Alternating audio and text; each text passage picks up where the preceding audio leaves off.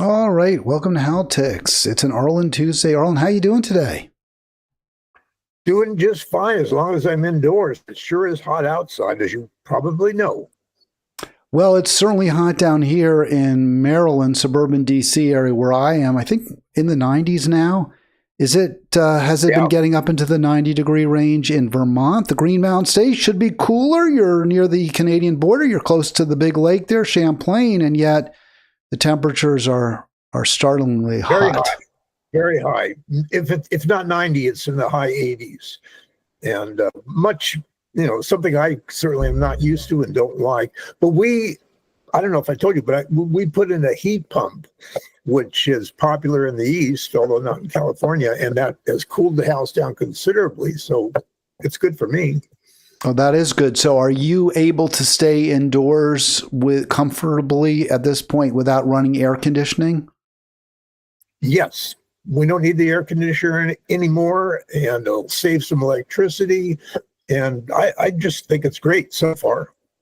I really like that idea. Now, that's something we should look into here. I understand. I think we discussed this before. Heat pumps are very effective within a relatively narrow temperature range. So when it gets very, very hot or very cold, you definitely need to supplement them.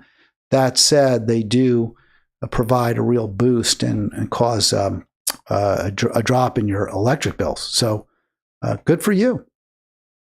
Yeah, I don't think the temperature is the problem. I mean, it can get as cool as it seems to want where I want to put it here. And, it'll get warm, I understand, in the cold days, but we'll see. I haven't experienced that yet. Let me ask you this, Arlen, since we're on this topic. Usually we talk about politics here at Halitics. It's called Halitics because it sounds like politics, only it's got my name in it. Arlen, was this very expensive down the heat pump? Do you feel like it was cost effective? The heat pump? Yeah. Oh, I think so. In the long run, yes. I mean, obviously, it is expensive. It costs us about $10,000 to get it installed. But I think over time, it'll be worth it. And I certainly don't regret us having it, even at that cost.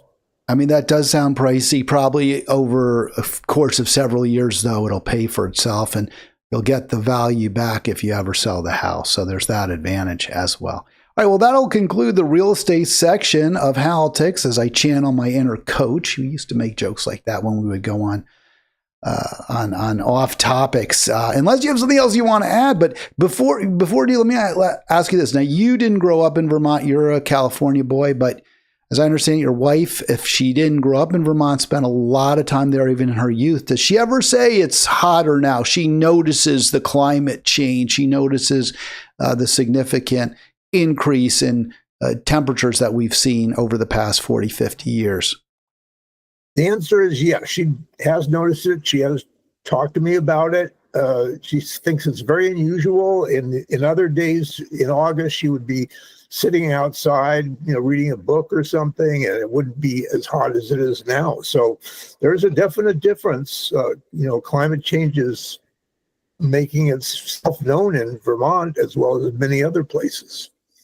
Yeah, all the data confirms ever hotter temperatures. Certainly some places experiencing this worse than others. Trump in total denial. That said, what worries me most, Arlen, is this seems like this is a topic that I spoke about, if you recall the old KRXA days for 20 years ago. I was talking about this. We had a show with Deborah Lindsay, who was very focused on the environment, who talked quite a bit about this problem.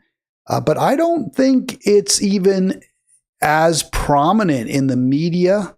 I don't think it's in front and center in many people's minds today, even though it's actually much hotter now, even than it was then.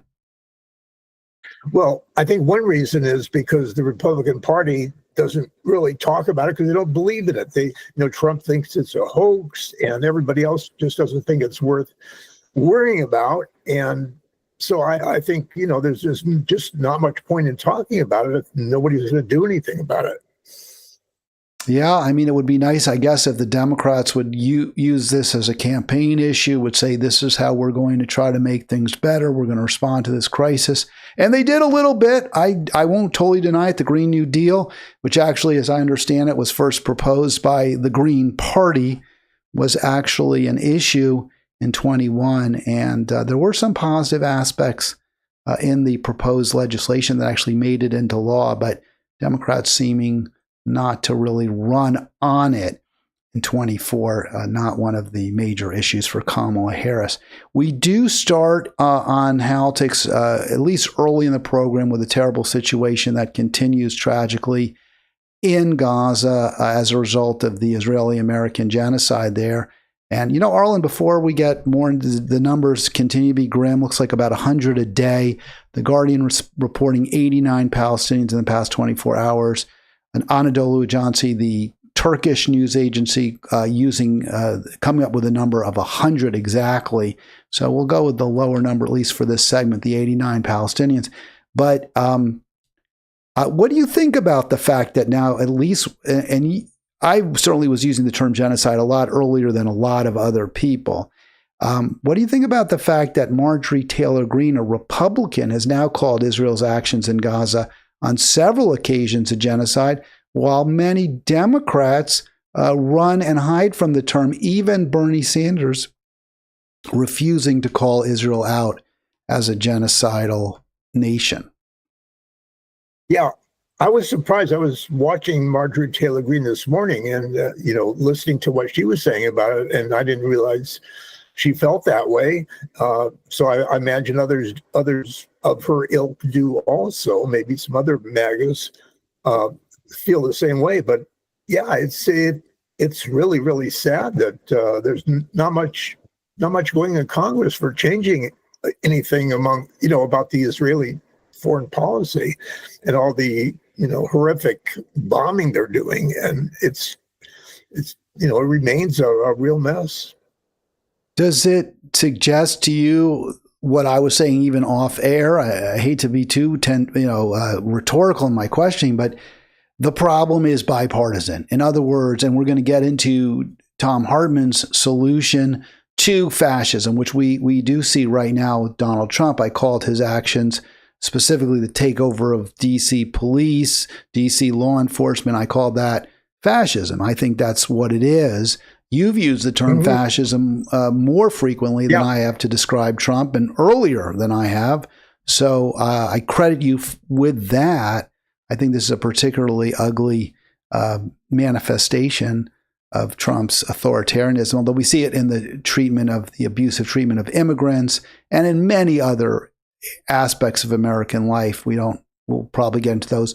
But again, the fact that even a MAGA Republican, Marjorie Taylor Greene, is willing to stand up to her own party, stand up to right-wing media figures like Mark Levin, call them out, and doing so in a way that certainly seems to me far bolder than what we're seeing from virtually any Democrat. Doesn't that suggest that the Democrats, no less, or at least certainly as much as, or almost as much as the Republicans, are a hindrance, a problem, a reason that we no longer live in, I think we agree, a democracy? Yeah, that about covers it. There really is no democracy. That's been eliminated.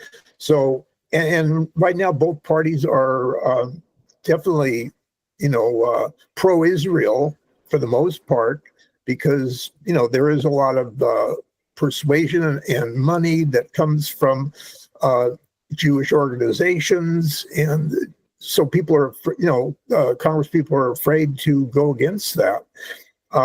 But by the way, you mentioned Mondani earlier, and he was very much anti-Israeli, policies.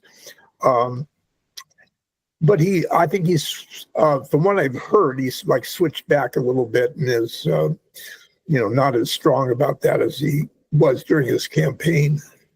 Yeah, no, I think that's right. And I think that's very worrisome. There does seem to be pressure on him that he is bowing to. And I think that's a very bad mistake politically.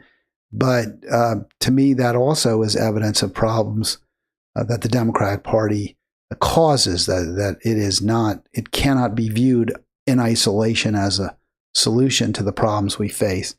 Real quick, the thumbnail there, just under 61,600 Gazans killed.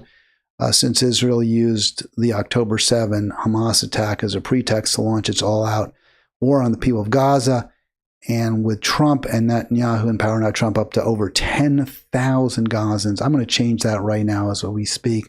I have 4,500, but try to keep it at just under 50% because we know that the percentage of women and children who are killed by Israel has been consistently over half the total number. So words always fail. This is as bad as it gets. Arlen, you don't remember, you weren't alive, I don't think, at all during the Holocaust, the 20th century Holocaust.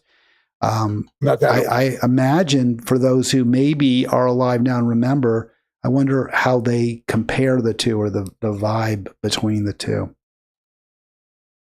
I think, Israel and the Jewish people are divided in this country, and in Israel, there's a lot of, Jewish people the Jewish tradition is, basically kind of liberal and socially,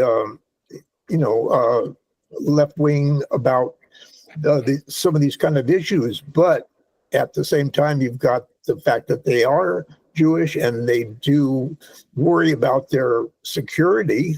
So you have a very divided country over there. You have, the government with all the religious groups and so on. And then you get other parties in the other half of the country that's saying, hey, we're going too far and we need to, tone it down.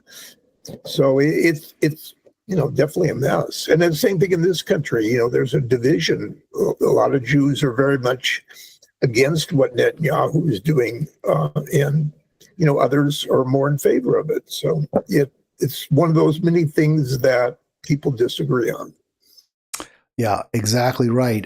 You are watching, by the way, Halitics. I do ask you to subscribe if you haven't yet done so. Also, please do click like, join us on Facebook, and you can see if you're in Halitics on Facebook, you can see Arlen getting a lot of attaboys and a lot of no ways. Arlen is very, I would say, polarizing in your posts, which I love, by the way. I think that's really good. My posts tend to get ignored. I'm much more of a pox on both houses type, and this doesn't seem to get anybody either worked up. Certainly gets them. Nobody really loves what I'm posting. Some people get really angry when I criticize their group. But you mentioned, Arlen, I want to get into this real quick, and you can comment on what I just said, but you mentioned, and I've seen this on social media, the rift between Jewish people. Those who are, rabidly Zionist, pro-Israel, no matter what, refuse to hear anything critical of Israel, and those like me who see it very much the other way. Do you see any way to square that circle, or do you think there are sort of a J Street solution? That's kind of J Street is the two-state solution lobbying group in D.C. Honestly, I don't think there's any way. I think the split is too great in terms of views and opinions. Yeah, just like it is for the entire country regarding, MAGA things and, Democrat, Republican. We're very sharply divided, and the Jewish people are divided about this particular issue.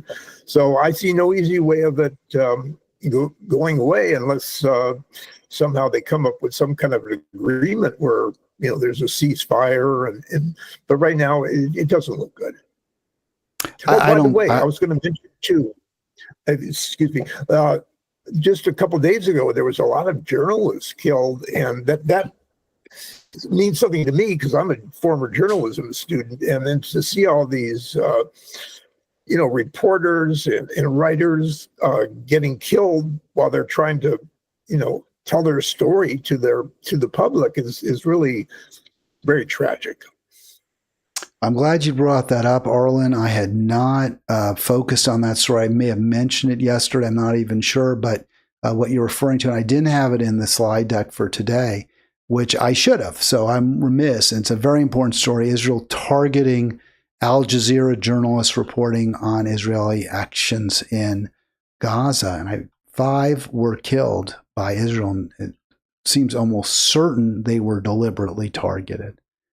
It's a horrible sidelight, right? I mean, it's just a horrible aspect to what we're seeing, and Israel doing everything possible to keep its monstrous activities in the dark.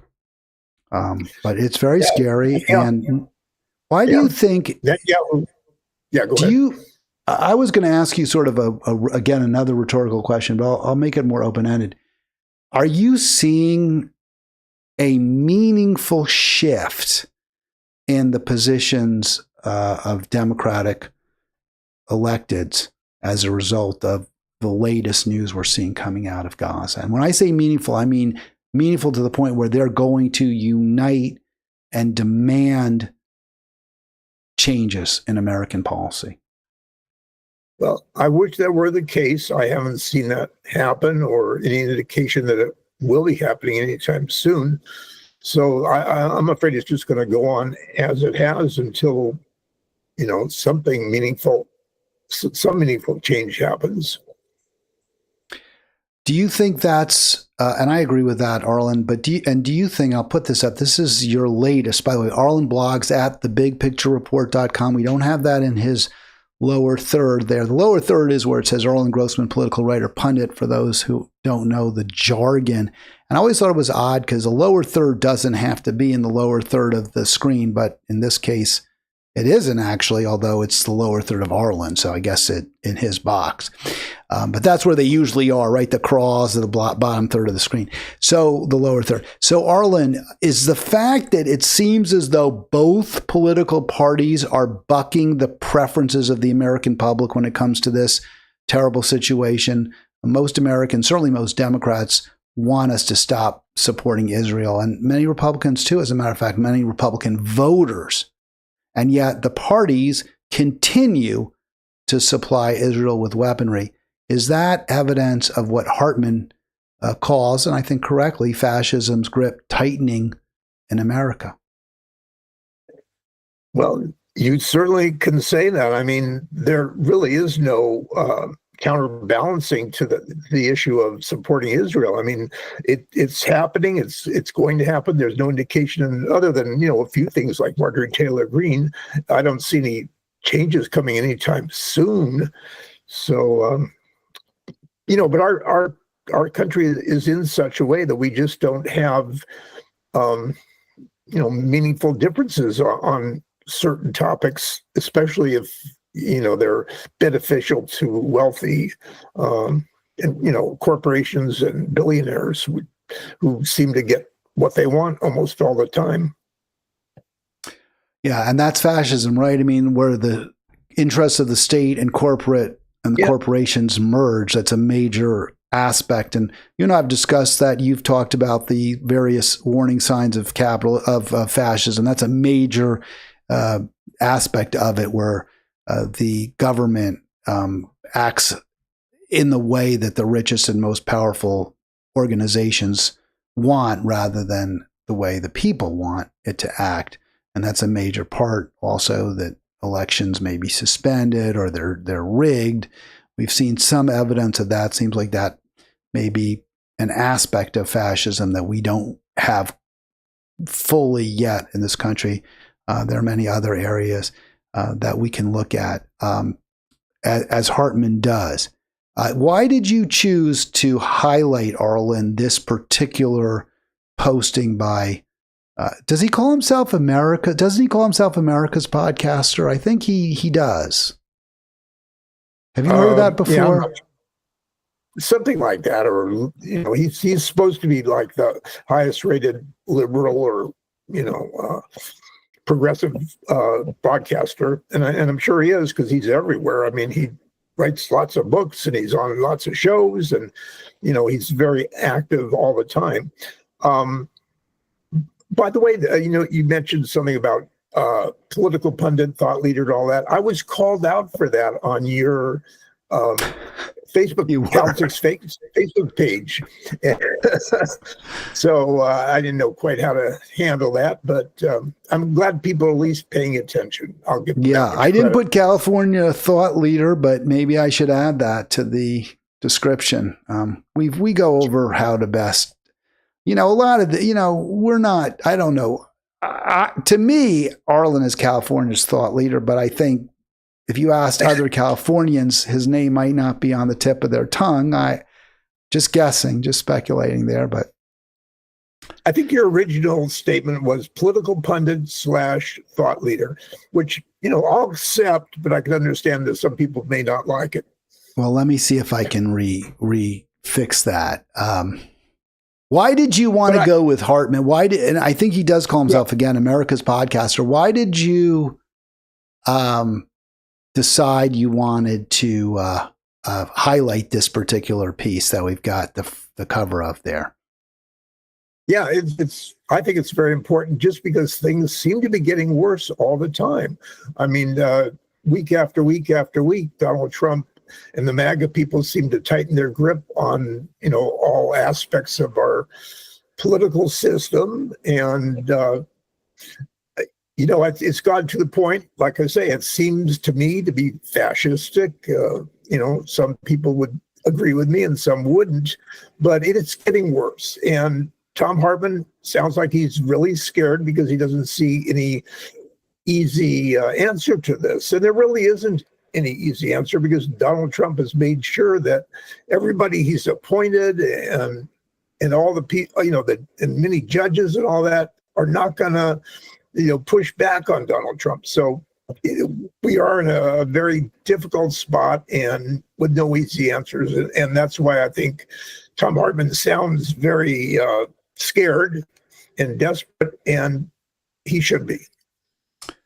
Yeah, I mean, it comes as no surprise to you and to other viewers of the program that while I do see Hartmann's points, I think some of them are good. I ultimately don't, view him with great admiration, view his evaluation, shall we say, with great admiration. And it's always for the same reasons, and that is and I think you do this too, Arlen, to too great a degree. You both focus pretty much exclusively on Trump and the Republicans. And to me, this is a bipartisan problem that we face. And you cannot separate out the Republican fascism from Democratic proto-fascism, shall we say. Well, we do disagree somewhat on that. I think the Republican Party has nothing positive going for it. Everything they do is to benefit their people that donate to them. The Democrats at least try to make an effort to help the average citizen, whether it be by health care, food assistance. I mean, they go through the motions at least, and sometimes they succeed, while the Republican Party just doesn't even try. Yeah, well, I don't fully agree with what you said about the Republican Party. I do, or certainly with regard to Trump. I think it's pretty fair to say there was really nothing positive that came out of the George W. Bush administration. Very little positive that came out of Reagan. I guess you could say that Russia, Soviet Union was collapsed. I mean, I don't know how much credit. He certainly was front and center in the effort to topple it. I don't know how much he really made the difference, but okay. I don't, you and I disagree on tariffs. I think tariffs are essential. Trump is calling for them, and as recklessly and as, unsystematically as he's proposing them, I think he's right to have tariffs. I don't think it's as clear, as stark, the difference between the two parties. The Democrats do sometimes propose bills that I think they truly do hope will make life better for working people, but they generally do it with one hand tied behind the back. In other words, there's certain ways, policies that will work, that we know will make life better for working people, that they will not consider. So they fiddle around with healthcare, but they won't take the profits out of it, which is the only way to really make it work. They'll fiddle around with slightly higher taxes on the wealthy, but they're not going to raise taxes anywhere near the level necessary to end multi-generational wealth. So I don't, if in the end what you're doing isn't making things better but worse, I don't know how much credit I'm going to give you. Well, I think, Hal, you can't discount the fact that the Democrats, anything they propose is going to be fought back, by the Republicans. They're going to push back. So no matter what the Democrats want to do that would be helpful to the working class, they're going to have a lot of trouble getting it past the Republican Party, especially when they have majorities in, the Senate and the House and so on. That's a big part of it. And I have a question for you, Hal. Can you name one thing that Donald Trump and the MAGA crowd have done that's helps working people? I already said I think the tariffs are. I think the tariffs are better for working people than not having them. I also would say, at least in the first term, Trump did create the framework that led to our withdrawal from Afghanistan, which was a good thing that he did. So I would say those are two. And although he completely bollocksed it and gave in and caved in to the right, I think he was right. I won't say he was right. He did, when he first took office, there was a ceasefire achieved with Israel for a month or so, and that was a good thing. More than a month, 2 months almost. And he has pushed to end the war between Ukraine and Russia. And that's also a good thing for working people. So I would say those are real meaningful things. Those are not policies, to help, middle-class working people. Those are some of his views that he well, tariffs are, Arlen, wait, let me just interrupt you. I'll let you finish. I just want to say, sometimes I will interrupt because tariffs clearly are designed, what economists say, some, not all, but the ones that I quote say is that you do need tariffs to protect lower wage workers in wealthy countries. And so the tariffs that Trump proposes, to the extent that they're implemented, if they work as intended, will protect the wages and even lead to higher wages for working class people. Well, for me, the jury's still out on tariffs. I mean, they just haven't been pushed the same way by anybody else other than Trump. And a lot of economists have, really warned us of the dangers and how bad things could get. Inflation and slow growth and all that. So we don't really know what the actual outcome is going to be because no one has tried to, instill tariffs like Donald Trump is doing now. So whether it's going to work, we just have to wait and see. Of course, if he doesn't like the numbers, he'll just fire the person. This is not meant to be a defense of Trump. It's much more meant to be an indictment of the Democratic Party, which is Trump is, as bad as Trump is, there are some areas, in my opinion, that he's less bad than the Democrats, which just tells you just how bad the Democrats are. And by the way, all those foreign policy and wars, attempts for peace, he talks about it, but I don't see the results yet. No, I'm with you. Well, we did see that result for a brief period of time between Israel and Gaza when Israel stopped killing Gazans. Not completely. They were still killing some Gazans, but at a much slower rate.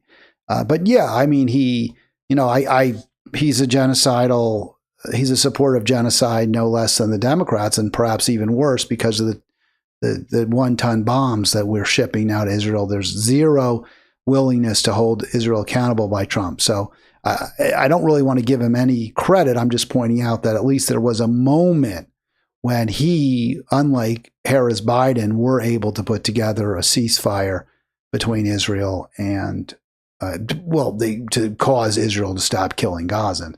I'll put it that way, at least at the rate they were. But no, this is not to defend Trump. It's just to say, hey, in some ways, he's not even as bad as Democrats have been. And that's my problem with Hartmann. Exactly. He only singles out, with few exceptions, and I know this, he describes a handful, does Hartmann, of craven problem solver Democrats and support those who are willing to fight. But this is a big issue I have with Hartmann. So this is Hartmann's piece, How We Stop Fascism. and he says that you should call your representatives incessantly, primarily the handful. So handful to me is what, 5 craven problem solver Democrats. There are don't you think there are more than a handful of Democrats who are the problem, Arlen? Isn't he completely understating the issue? Well, yeah, I mean, it's really bad out there. And, I'm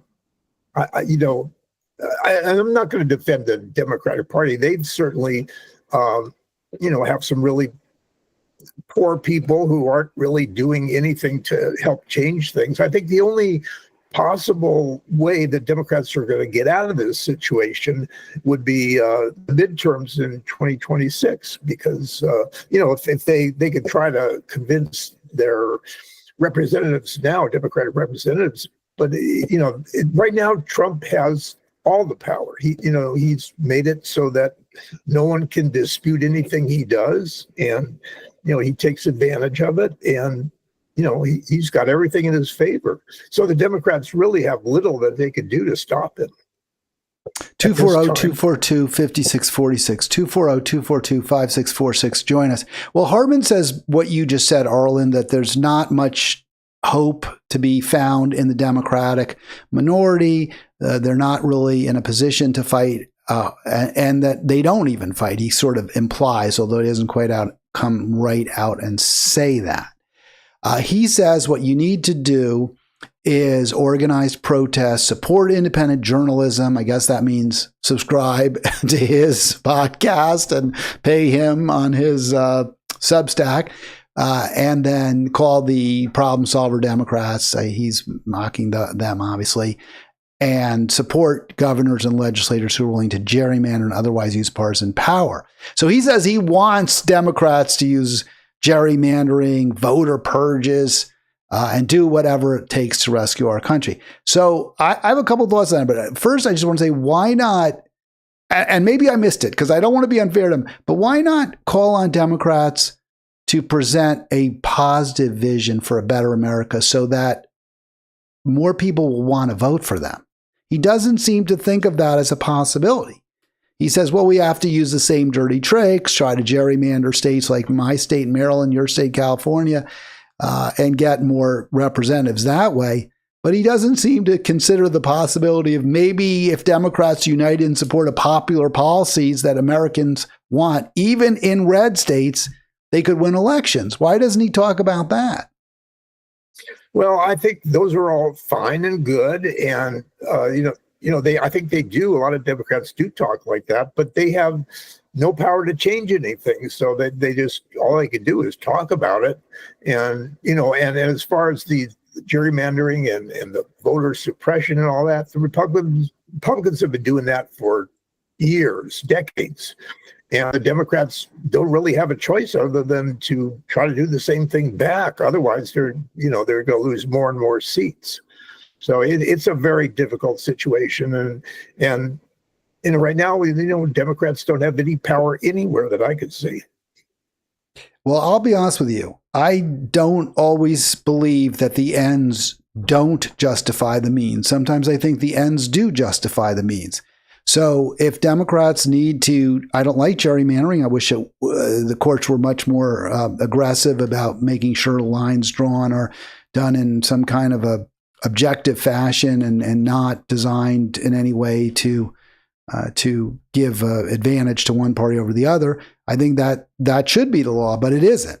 I don't like gerrymandering. I certainly hate voter purges. I think every citizen should have the opportunity to vote, should have the right to vote. But I think that when you are facing the kind of frightening government takeover that we're seeing from Trump, then I can see, and the other side is fighting dirty, then yes, sometimes you fight dirty. I get all that. The problem I have is I don't view the Democrats as a side that's fighting for me either. If they're going to do these, quote, dirty tricks, unquote, then present to us a compelling vision why you're doing it, how you're going to make our lives better. You can say, look, we're going to do things we don't like. We don't believe in gerrymandering. If we win, we're going to do everything possible to see only judges confirmed who will outlaw gerrymandering, we will pass laws to outlaw gerrymandering if we get elected. You sound a little hypocritical, but say it. We're going to do voter purges because our voters are being purged, and we need to elect progressive Democrats so we can make sure every single American has health care. We're going to guarantee yes, maybe some of our actions will reduce the number of Republican voters, and we recognize that in an absolute sense is wrong, but we're going to do it, the means being wrong, because the end is that every single American has enough and none has too much. The end is that we stop funding genocide.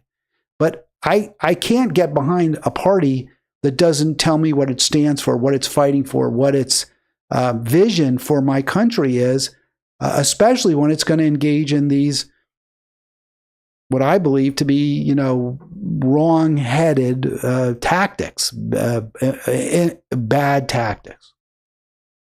Well, Al, I'm on your side. I think what you say is true. I think the Democrats need to speak up about those issues that they, traditionally have stood up for, especially when they're really for the working people.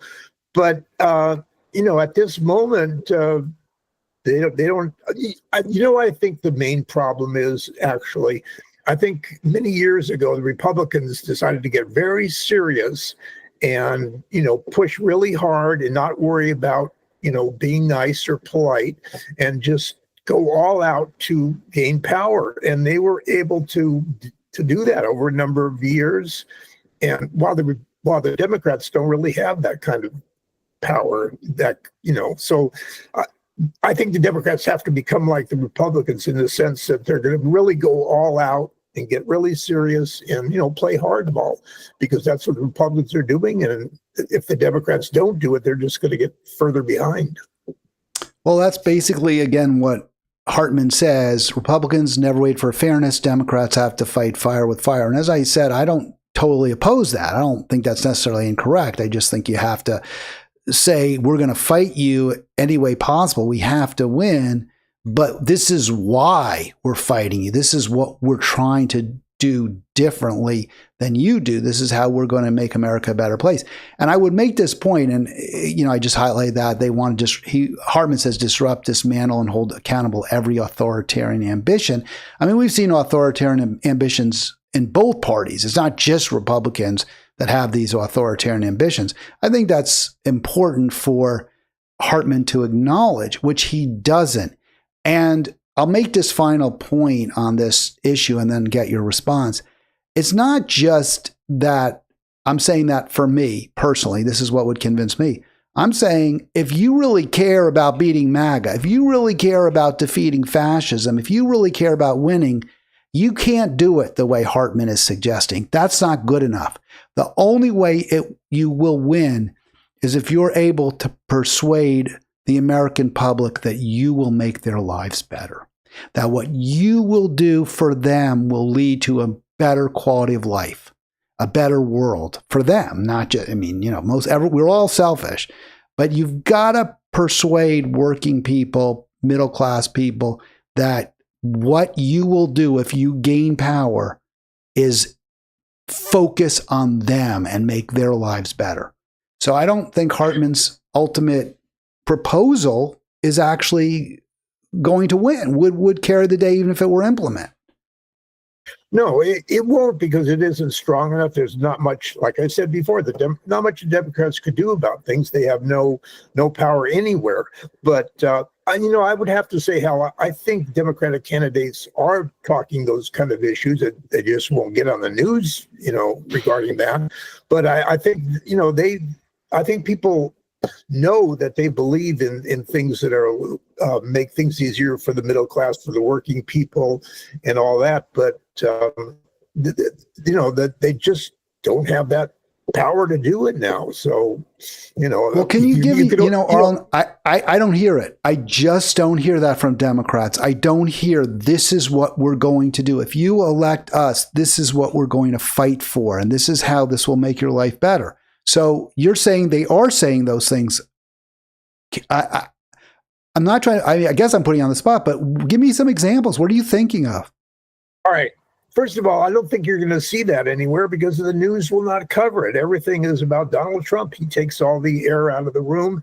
And, so the Democrats really don't have anywhere where they're covered, where people, their candidate will talk about what he wants for working class people. It's just not happening. But I don't know what else the Democrats are saying that now that they should be saying that would make a difference. I think I think people understand that they do care a little bit more about working class people and less about the really rich people than the Republicans do.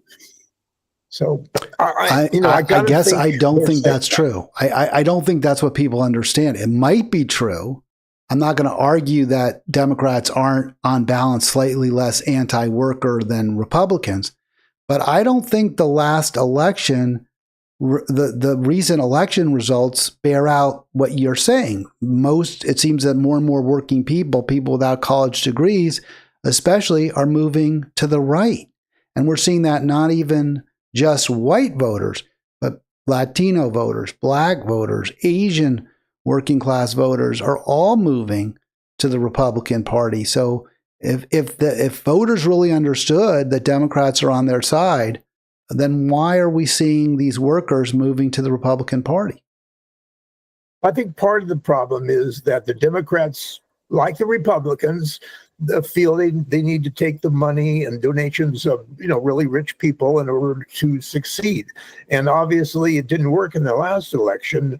So you've got these situations in the country where things are getting worse just because the power is not going toward working people. It's going toward the top, and there's more of an extreme in inequality than ever before. So yeah, I think the Democrats really have to work a little bit harder to make the points that you're asking them to do, but I don't see how they're going to be covered very much the way that the news kind of gives everything to Trump and his allies. I think if Pete Buttigieg went on Pod Save America, which he recently did, and I haven't watched the whole video, but if he had gone on Pod Save America and said, if I become the president and I'm the front runner among the Democrats right now to be the nominee, I will move heaven and earth to guarantee health care to every single American. That is my promise to the American people. If he had said that, he would get an awful lot of attention and coverage for that. And even if CNN and MSNBC and Fox made fun of him for it, and CNN and MSNBC ignored it, Thom Hartmann would play that clip. I would play that clip for whatever that's worth. TYT, the Young Turks, who have sometimes millions of viewers in their videos, we would all be playing that clip. All the new media would be all over that. Joe Rogan would play that clip if Pete Buttigieg said that. I don't think I agree with that, Hal, just because Bernie Sanders used that completely in his campaign and didn't get anywhere. And if Democrats said the same thing, then it wouldn't be any different than what happened to Bernie. So I just don't. Bernie got an awful long way. He was like nobody even considered him a possible winner in 2016. He was like an afterthought. He was in single digits, and then he alone was able to fight to almost to the convention against Hillary Clinton, who had all the money, all the power, all the media behind her. And yet, despite all of those enormous advantages, Bernie was able to make it a real fight. So I think that your analysis doesn't really take into account how far Bernie got.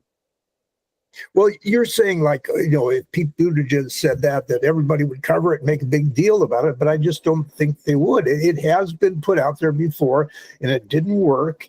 So, I think it's just, they're going to have to come up with something more than just, healthcare for everybody, because that, it's going to have to be a lot more than that. All right, Arlen, you and I have disagreed, and we were talking about this, about trade. And so I didn't pick this article. Arlen picked this article, but I was glad he did. And this is an area where I actually do think Trump has the better argument again. He's incompetent, he's ineffective, he's wholly corrupt, but still his instinct that we should make foreign manufactured products more expensive to purchase, I think he's right on that. I think that's the correct view. Fareed Zakaria just disagrees with Trump and me. I guess, Arlen, you agree with him. Don't believe the MAGA doomers on trade. America has flourished under free trade. Don't upend the world based on exaggerations and lies. Was there anything in particular? I do have some clips from this, but I'd always like to get your thoughts on what in particular jumped at you from Zakaria's encomium to free trade. Well, I'll be absolutely honest with you, Hal. My expertise on economics is a little shaky. I'm just not sure about what really works and what doesn't really work. But somebody like Fareed Zakaria is such an intelligent, smart person. And if he has that point of view, it kind of surprised me that he was more for free trade than tariffs. So I just thought it was interesting just to hear his point of view, because he's such a intelligent commentator. Well, I like Zakaria. I think on balance, he's very good. He's pretty much of a straight shooter. I was surprised to see this article as well. He is more certainly to the right of me on a lot of issues. Zakaria is more of a centrist, I guess, or middle of the road, or just democratic. Although he's not, I would say he's a progressive. I would not have characterized him as a corporatist in any way. And he's a good writer. So I take what he writes seriously. And I looked at it pretty closely, his article, and I took some snippets from it. So he writes here, here's an astonishing statistic from BLS. Blue-collar, private sector workers have earned more on average. Oh, no, that's not. That's Christoph. I'm sorry. That's my rejoinder. I was ahead of myself. I was going to put Zakaria's pins out there and then knock him down. Let's go to his article first. So this is what Zakaria writes. The Organization for Economic Cooperation and Development's measure of median disposable household income in America was higher than in all but one advanced industrial economy in 2021. It's a little bit cherry picking. I don't know. I haven't looked through it. I don't know. I know we're among the wealthiest countries year after year. 21 is kind of a little bit of an outlier because it was right after the COVID years. We're still recovering from COVID. I'd have to look into this more deeply, but all that said, yes, we're a wealthy country. No question about it. I don't know that this ends the discussion for me. Europe is also sort of all of Europe is a free trade zone, with Britain not part of that because of Brexit. But that's part of the reason, I don't think it's a fair apples to oranges, because if you're going to say, well, America's free trade, but so is kind of Europe. So they're both free trade. So does that militate in favor of free trade, that our free trade is richer than their free trade? I don't know. Well, it sounds like you're a little bit surprised by those statistics, and I am, because I just assumed that we're not doing all that well, at least for the working class in this country. But to see that we're right at the top there, that surprised me. So maybe there is more to free trade than we have thought. Well, median, again, is the middle, right? It's not the average. And Zakaria very fairly rejects using mean or average, because that's skewed by the billionaires, very much so. But median is somewhat fair. I mean, it means half people are making more than you, or half are making less if you're the median. But half less is a lot of people. Here's what he continues to put in his article, and we'll get into the issue of the median income. And again, I'm not disputing that we're wealthy. What I'm disputing is that the wealth is very unfairly, very distributed in a very unfair and skewed manner.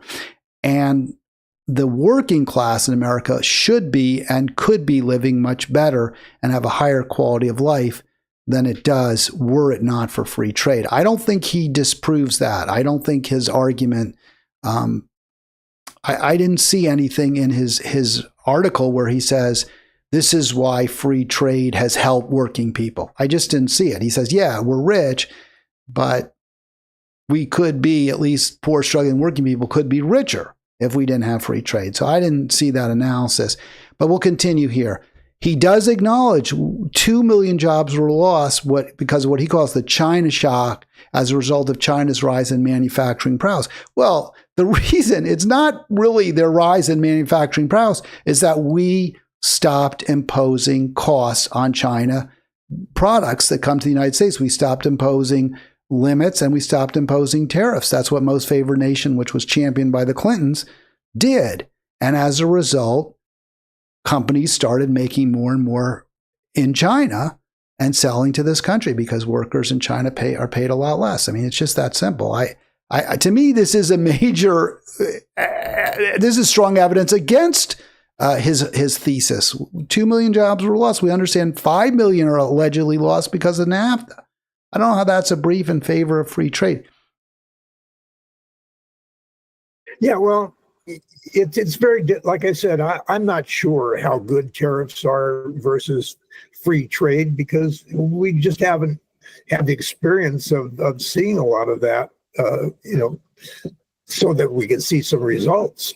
Like I said, nobody's proposed tariffs like Donald Trump. So if it turns out the economy improves, then, your point is well taken that tariffs are really a good thing. But if things get worse for the average person, then that tells you the opposite. So I think we need a little more evidence at this time.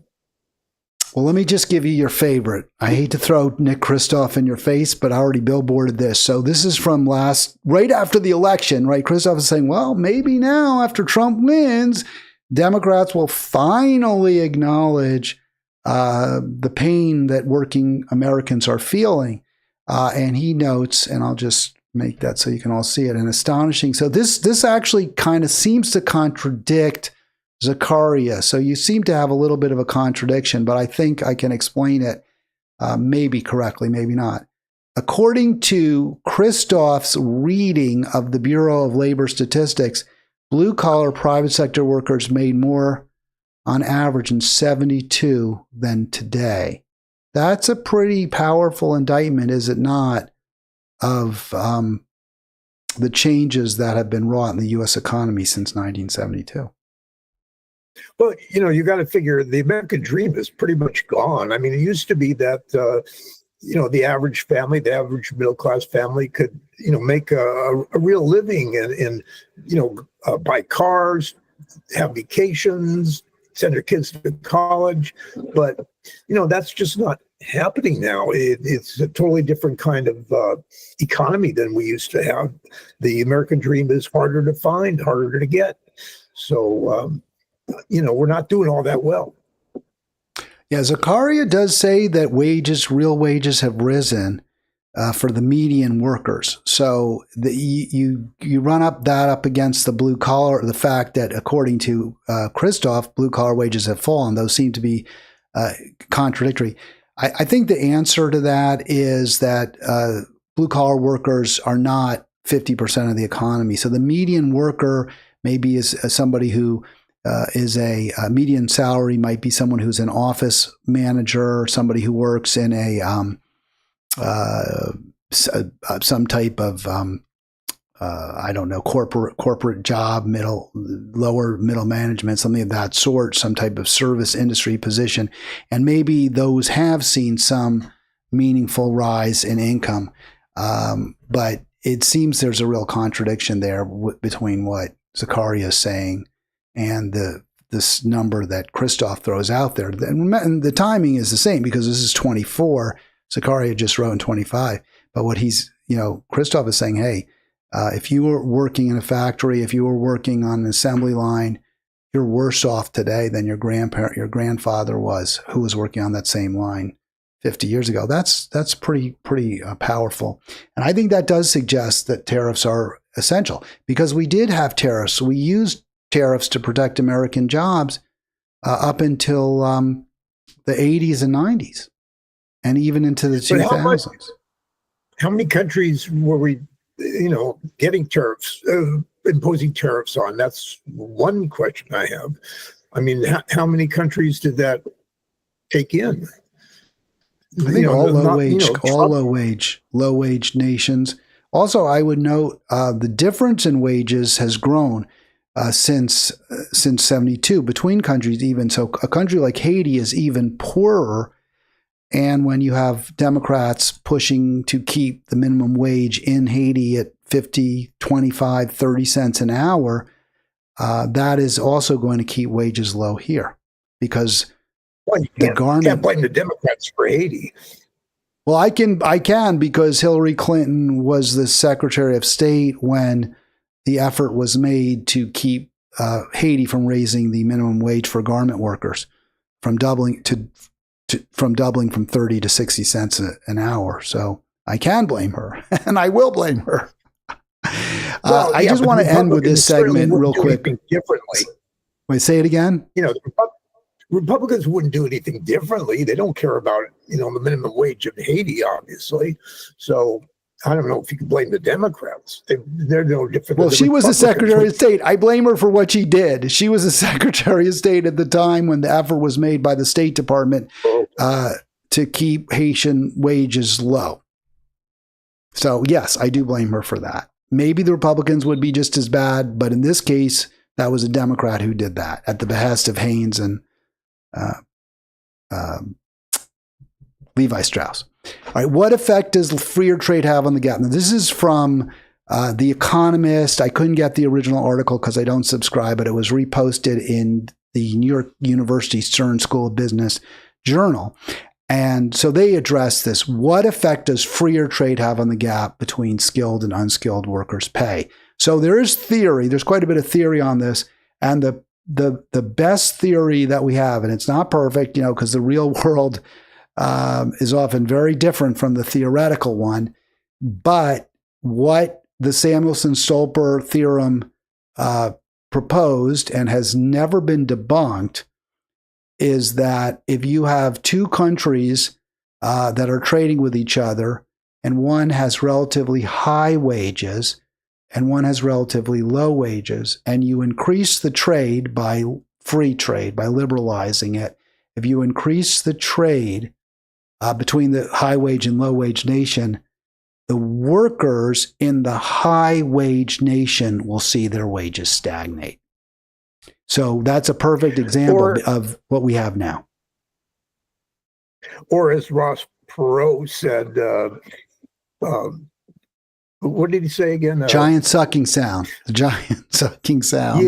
Yeah. So that's what happened to this country. With the giant sucking sound worked, and we did have, our wages did go down, and so he was really correct on that. But a lot of doesn't do much good right now. Right. Well, I guess Trump is trying to rebalance that, or at least that's what tariffs would hopefully address. One final point. Just want to talk about, well, we don't have to get into that. I was going to get into inflation. You look at bottom, we agree. Trump is terrible. Trump is doing awful things. We may not agree on the tariff issue, or you're not even that strongly opposed to them necessarily. But on balance, we may not agree on every issue. The question is, how do we defeat Trumpism? Is it possible to defeat Trumpism? And what is Trumpism? I don't think Thom Hartmann lays it out particularly effectively. I don't think you even think he does, although you like Hartmann better than I do. Is there any, are we going to just throw up our hands and say there's nothing we can do? At this moment, right, there is nothing we can do. We could, like I said, there is the 2026 midterm elections. That's the next opportunity that Democrats have to really go up against Republicans and see if it makes a difference. I think for Trump, what's going to matter the most is how the economy is looking, how the Epstein thing is going, circumstances. If the average shopper notices inflation being way too high, then maybe they'll back off a little bit from Trump and start thinking of, the Democratic Party. It just depends on circumstances in the American life for the next, years to come or months to come. I wanted to play, I didn't cue this up, Arlen, but you did mention the Epstein situation, and I really hope Democrats will push this, will continue to push it. I understand Harry Enton has a video where he says the American public has sort of forgotten about Epstein. I don't know if I believe that. I mean, I believe Harry Enton pretty well, but I think this is on people's minds. And it is really disgusting what happened. I mean, you had this panderer, this pimp of underage girls, mainly. I don't know. There may have been boys there too at that pedo island. I don't know. And he was extraordinarily well connected to the world's richest and most powerful people, including Bill Gates, including Prince Andrew, including Donald Trump, including Bill Clinton. And he got away with it for years and years. He was protected. And then when he went to jail, he was almost certainly, in my view, murdered to dummy him up. And now Trump, after saying he would, open to daylight the Epstein files, is shutting them up tight. I think it's clear to me Trump has something very ugly to hide in his own background. And I hope the American people recognize that and fight to get this information divulged. Yeah, there's no other reason that he's so staunchly, against all the information coming out, because more and more we're seeing things that show that he was closer to Epstein than people even thought. That Epstein went to his wedding and all these other things, and there may be more that we'll find out, and that certainly could be something that could hurt Trump if people keep pushing. Yeah, I want to get this video if I can, or at least the audio. I put it on my Facebook page. It actually was courtesy of Billy Sunshine. And I was a little bit skeptical. I wasn't sure if there had been something doctored in the audio, so I was very careful.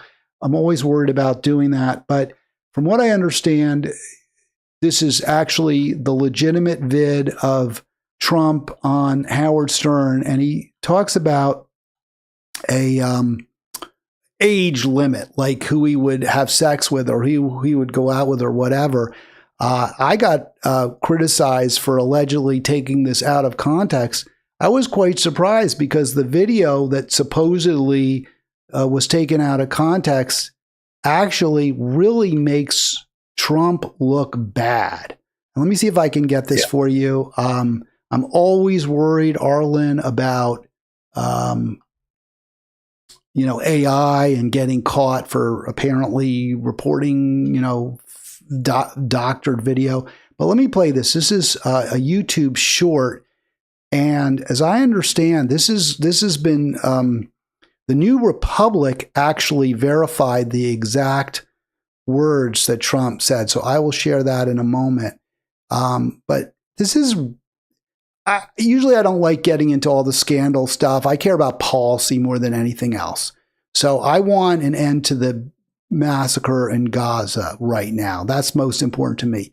But Trump is a bad guy, and it looks like Trump probably, I don't know. I'm just going to play this. I don't know what it means. You tell me what it means, Arlen. Let's play this. What is the best thing about being Donald Trump right now? Well, other than the fact I'm married, okay? Right. And I'm very happily married. I have a great wife. But if I weren't... 2006, I believe, was when this was he was on Stern. 2006. Right. Let me continue. All of the girls I want, except for possibly Robin. Do you think you could now be banging 24-year-olds? Oh, absolutely. I have no trouble. Would you do it? I mean, it's so, let me just, before we get into because it gets worse, but it's just so crude. It's just so somebody you don't, I think it's like, really, this is somebody you want to have as president? And, if I'm a working class person, I care about paying the bills. I don't care about this. I honestly don't. But in a macro sense, it does matter. It does matter. You want somebody who has some decorum, some level of class. And he has none. Yeah, we have absolutely done that in the past. And he's the first really strong exception to that, where, people just don't have respect for somebody like the things that he does. But he does them anyway, and he gets elected. All right, let me play this. No problem. Yeah, do you have an age limit, or would you? No, I have no age. I mean, I have an age. I don't want to be the like upper bracket, Foley with 12-year-olds. Can I make a prediction for you? Yes. All right, so he said 12. He said 12. He doesn't want to be with 12-year-olds. So that's the number he uses. And I just want to just show one other thing, Arlen, because I was confused a little bit by there was some crosstalk. But according to the New Republic, I was very, very careful to make sure this was not AI, because it could be AI, I think. But according to the New Republic, he was referring to Senator Foley, right, or Representative Mark Foley, who was from Washington State. He had apparently sent Oregon explicit messages to underage boys. One of them was 16, but let's see if we can show this real quick. No, I have no age. I mean, I have an age. I don't want to be like Foley with, 12-year-olds. So this apparently is verified in the New Republic. How does that play into the whole Epstein files as far as you're concerned, Arlen? Well, that's not the only time that he's mentioned, young girls. He has in other quotes mentioned that Epstein liked young girls, and certainly has given hints that he does too. I mean, it's on, people have said he's gone into the dressing rooms of all these teenage girls when he in the beauty contests that he is a part of.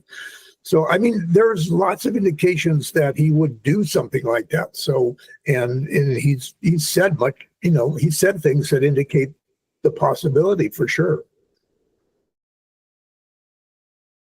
What is going to happen? Apparently there was, and maybe you can clarify this.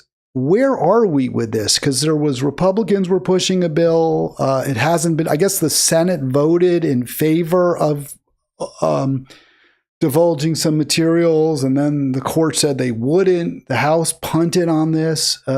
Where's the situation with regard to the Epstein files legally at this time, if you know?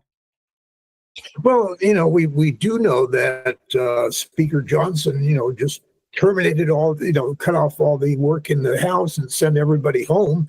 So that tells you something. He doesn't want, this to be pushed further anymore.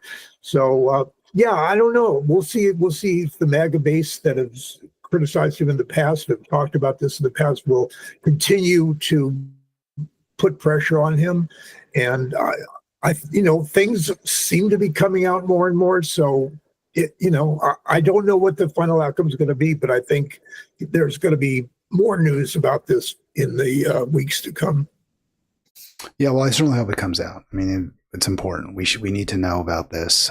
We need to know about a really corruption at the highest levels for a very long period of time. And I think it could make a difference in terms of elections.